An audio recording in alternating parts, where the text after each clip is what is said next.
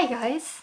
I thought why not switch things up a little and film this video in my reading nook so you can get distracted by all the stuff I have on my shelf. Today I wanted to talk about shoujo manga. Big eyes, sparkles and toxic relationships.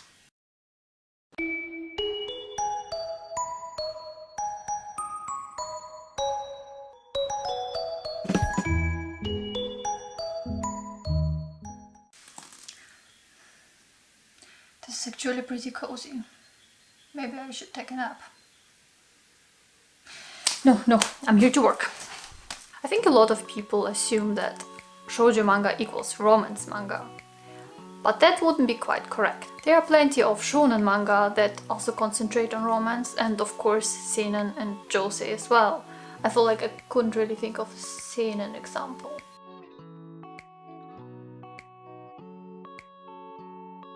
Romance is an important part of shoujo manga, but that's because what shoujo manga mostly is about is human relationships, and romantic relationships are a part of it. So what is shoujo manga exactly? The word shoujo means girl, namely a young girl and not a girl over 30 who sometimes thinks that she's still 12. I'm not talking about anyone in particular here. And it rather describes a target demographic of its readers, namely young girls and teenage girls. So it's not exactly a genre, but still can be considered a genre because there are some typical features in most manga considered shoujo. Just like shonen manga, which are targeting young boys, that kind of sounds weird. Just like shonen manga, which are aimed at boys, within it you can have different genres like fantasy, comedy, science fiction and all the rest. But a lot of genre that had their origins within shoujo manga kinda became their own thing, like slice of life, magical girls, josei, which has young and older women as their target demographic, and even boys love. The 60s and 70s in Japan are considered the golden age of shoujo manga. Before that, manga aimed at young girls were predominantly created by men. But around that time, a lot of young women started dominating the writing and drawing of shoujo manga. Since the women do understand how young girls think, would be my guess, but also because they were creating manga for young teenage girls. Because before that, the stories for girls were mostly for a pretty young audience and were a little bit silly, and there weren't really any serious topic within them. This generation of female manga creators that started this trend was called the Year 24 group, which refers to the year 24 of the Showa era in Japan, year 1949 in our calendar. Many of these young female creators happened to be born in that year. Even though not all of them. They had their debuts at a really young age, which made them perfect for creating stories aimed at young teenage girls.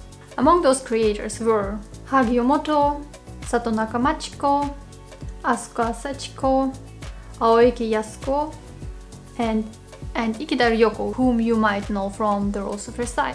You might not really know the other names, and maybe even Ikeda Ryoko might not ring a bell for you. I only heard about those names because I wrote my bachelor thesis about manga. All these creators were active in Japan before manga was even a thing here in Germany. But in Japan, lots of the works by those creators are considered classics, which influenced a lot of manga created after them. So yeah, among those stories, like Rose of Versailles might be the one that most of us have heard about. Apparently back then, some teachers had to cancel classes because the female students were too emotionally shook after the protagonist Oscar died. Spoiler alert. Anyways, those women caused a massive shift within the manga industry, as they explored philosophical and psychological themes which were considered taboo before that. This is also when kissing and even sex scenes were introduced into the manga aimed at older teens, which worried some parents, but obviously was really popular among the horny teens. The scenes weren't really explicit, but rather metaphorical. The artists used visual symbols and language to depict how the characters felt in that moment. It wasn't smut or anything. Here again we can see an emphasis on the emotional state of the characters. which is pretty typical for shoujo manga. What is interesting is that those scenes were often between bishonen. Bishonen means pretty boy, and is a trope often found within shoujo manga. It describes a pretty male character, often with flowy hair, whose gender is kind of ambiguous. This includes works like The Heart of Thomas by Hagiomoto, which were the beginning of what we know today as the boys' love genre. The setting of the shoujo manga back then were often quite different to what we know today. While most shoujo manga today do take place in today's everyday Japan, the setting in the manga of the 60s and 70s often took place in a distant world like Europe or space or past or future. So they were more fantastical, I guess. Today's stories can be considered more relatable. They predominantly take place in a high school setting, and the protagonist helps to deal with hardships like growing up, having tensions with family or friends, dealing with pressure of having to choose your path for the rest of your life, but also overcoming things like loss, trauma and anxiety. But of course it doesn't mean that you cannot find any kind of fantasy in today's shoujo manga. Best example would be Sailor Moon, which is probably the most famous shoujo manga. Sailor Moon, Cardcaptor Sakura and other magical girl manga do take place in everyday Japan, only that the girls can transform into pretty outfits and beat the shit out of demons or something like that. So shoujo manga did go through a lot of changes in all this time, but one thing stayed constant: the heavy focus on the interior experience of its characters. The female creators of the 60s and 70s gave birth to two stylistic devices that are still found in shoujo manga today, and also influenced other genres of manga. First one is the big eyes. Eyes, as you know, are a mirror to our soul. And even though the eyes in manga were already big, because Tezuka Osamu, who is considered the god of manga, was heavily inspired by Disney movies. But the female creators of that era made the eyes even bigger, with a lot more detail. The ways of showing emotion through the eyes in manga are endless. And you can see it especially in shoujo manga. For example, a lack of any kind of reflection in the eyes shows you how dead inside someone is. And the more sparkly the eyes are, the more affection someone shows towards someone or something. So not only were the eyes a way of communicating the emotions of the character to the reader, they were also just really pretty to look at, and still are, even though they look quite different today than they used to in the 60s and 70s. Aesthetic is really important in shoujo manga to this day. The second stylistic device the female creators back then created was a new way of paneling or structuring. The paneling in manga until then was influenced by Western comics. The panels were mostly square and followed a clean order. This way of paneling was kind of considered a little bit too restrictive by the female creators. So they started experimenting and looked into how they can depict the emotional state of protagonists through non-conventional paneling, and also through the use of different speech bubbles. They started using different shapes of speech balloons for thought and for set dialogue, also for anything that was screamed or said in a bubbly voice. And this use of speech balloons actually did influence shonen manga as well. And the female creators also started experimenting with the panels. And panel-wise, the female creators started experimenting with the form, letting the panels become part of the visual language of the story. Square panels were still used, but mostly for regular scenes. For emotional and action-heavy scenes, they started using more skewed and experimental panels, sometimes erasing the borders, sometimes letting one panel flow into another and just characters crossing from one panel to another. This non-conventional use of paneling made for better, more emotional storytelling and added drama to the pages. And clever paneling can also be used wonderfully for comedic purposes. And even though shonen was influenced by shoujo manga in this regard, still until this day, the paneling in shonen is more simple and straightforward than that of its counterpart. So yeah, the impact of shoujo manga on the overall manga market and even the Western comics is kinda big, especially in regard of its visual storytelling and the themes that it talks about. So I always find it a little bit disappointing when people criticize shoujo manga for its big sparkly eyes. There is a purpose to these stylistic devices. And maybe it's not for you, because you're not a young girl, but missing out on the manga simply because it's for girls is kind of a shame. My beginnings in manga did take place in the realm of shoujo when I was actually 12. A friend of mine brought a copy of Daisuki to school, a shoujo magazine published in Germany back in the days. I saw it and I fell in love. For my next birthday, I wished for a subscription to the magazine and eventually started creating my own manga.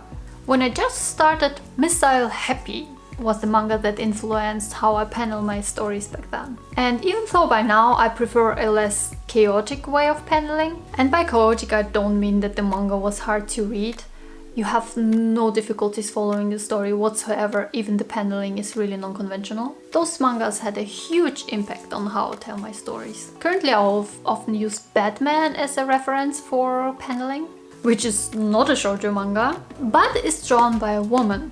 And I think the paneling is actually more typical for shoujo and not shonen. I wonder whether she was influenced by shoujo manga in some way. Shoujo manga today can be very different and deal with a lot of topics and is diverse as it has ever been. Not Your Idol deals with the themes of assault and victim blaming. Gekkan Shoujo Nozaki-kun tells you all about the creation of shoujo manga in a really ridiculous and hilarious way. It's so funny. Even if you don't read the manga, you should watch the anime. Daisy tells a story of high school girls dealing with the aftermath of the Fukushima nuclear disaster. Akatsuki no Yona, or Yona of the Dawn, is a political thriller where the protagonist grows through a great character development and turns from a whiny princess into a badass warrior. At least that's what I heard, because I haven't read all of those, so I'm just kinda repeating what other people said about those stories, but all of them are on my to-read list. So yeah, shoujo manga has the potential of teaching young people about relationship and maybe even improve their emotional intelligence. Seriously, I think the world would be a better place if we all weren't emotional idiots. Of course, not all shoujo manga is great, and a lot of it is kinda the same, but the same is true for all genre. Unfortunately, pretty often the female protagonists tend to be damsels in distress who needed to be saved by a dude. Also, quite some relationships depicted in shoujo manga can be considered toxic and not healthy. And sometimes I wonder whether me being into assholes in my late teens has something to do with the amount of shoujo manga I read back then. Because lots of those male love interests seriously don't know any personal boundaries. Another criticism that we have to address is that a lot of the older shonen ai or boys love stories had a tragic ending, which in itself is not a problem, but only becomes a problem if there are no other stories, but the stories with the tragic endings. Basically, the message back then was a little bit like, don't be gay or your life will be a tragedy. But still, those stories lay the foundations for the boys' love and LGBTQ+ stories coming in the later years, which definitely should be acknowledged. So yeah, just like any genre, shoujo manga is not perfect. I read much less shoujo nowadays, since I'm, well, not a teenage girl anymore. But I still like reading some shoujo from time to time. Tonari no Kaibutsu-kun, or My Little Monster, is one of my favorites, and I just like going back to it and read it over again. Recently, for me, stories about female friendships have been the shit. I'm still a sucker for a good romance story, but I think I have read more than a life supply of romance manga when I was a teenager. Nowadays, even if I read a romance story, I can only appreciate it if it also includes strong friendships and family bonds, which a lot of shoujo series have to offer. One thing I wonder about is how much shoujo manga has influenced the German artists. When you go to a manga or anime convention in Germany and you go to the artist alley, you will notice that a lot of the artists are actually female, and almost all female artists that I know were influenced by Sailor Moon at some point, even if their works later have nothing to do with it anymore, story or art style wise anymore. My generation of manga artists was heavily influenced by Sailor Moon, and I think that's something we should really keep in mind when we talk shit about shoujo manga. Shoujo also gets adapted into anime much less than shonen. Even series like Skip Beat still haven't had their second season. And My Little Monster, which, as I said before, is one of my favorites, still has only one season, which covers half of the story, Where is my second season? And where is the second season of Gekkan Shoujo no Zaki-kun? What is going on here? Is this some kind of conspiracy? Or do the series not make enough money? Is that it? I mean, the 60s and 70s were the golden age of shoujo, and the sales haven't been the same since then. But there are still some great stories out there that should be adapted into anime. Well, at least Fruits Basket gives me some consolation. I love this new adaptation. Okay, it's time to go watch or read some shoujo now. Time to pump up those numbers, like my contribution actually counts. So have you read or seen any shoujo? What are your favorites? I would love to read about your experience and your recommendations. Just leave a comment down below. I read all of them. So yeah, I hope with this video I could kind of change your mind about shoujo manga, and maybe you will try to read some if you haven't done so yet. And by the way, we reached 200 subscribers! Way! Which is kind of huge for me. So thanks to everyone who subscribed, and thank you for watching my videos. I really like making them and will continue as long as I feel like it, I guess. You can also follow me on some social media like Instagram, Twitter or Facebook. You can also read my manga and other me for free. All the links will be in the description box. Thank you for watching this video, and I hope to see you in the next one. Bye! Before I sign off, I wanted to give a shout out to Artisan Geek. She has a great video on the Year 24 group and goes a lot more into depth than I did in this video. And actually her video helped me doing the research for mine as well. It's a great video, so check it out!